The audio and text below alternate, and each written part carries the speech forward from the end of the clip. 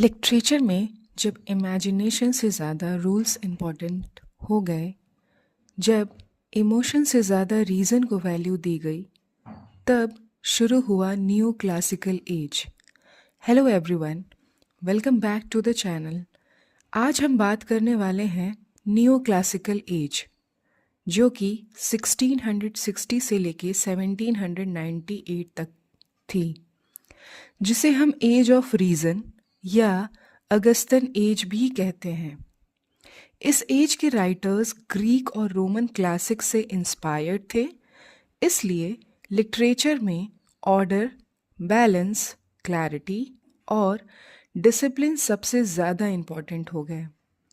Poetry हो, pros हो या ड्रामा, हर जगह लॉजिक, सटायर और मॉरल टीचिंग क्लियरली दिखाई देती है।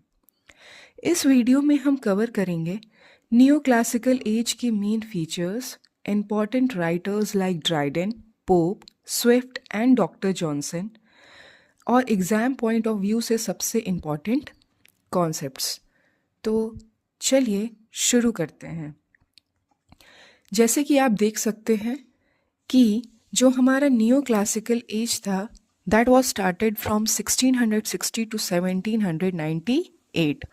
अब देखिए, इसके इंट्रोडक्शन में हम ये समझ सकते हैं कि the 18th century in English literature is known as new classical age. हम न्यू क्लासिकल एज को 18th सेंचुरी की इंग्लिश भी कहते हैं कि भाई 18th सेंचुरी में कौन सा एज चल रहा था? New classical as. बिकॉज क्यों कहा गया? Writers followed the classical principles of Greek and Roman literature.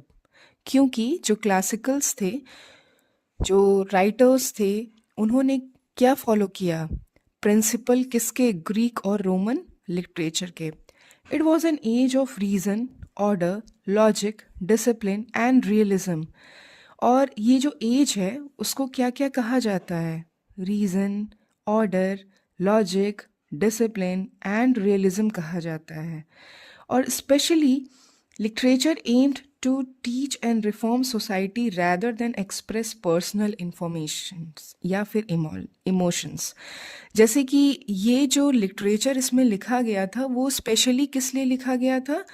खुद के पर्सनल इमोशंस को एक्सप्रेस करने के लिए नहीं लिखा गया था। ये जो है पूरे सोसाइटी को टीच और रिफॉर्म करने के लिए किया गया था।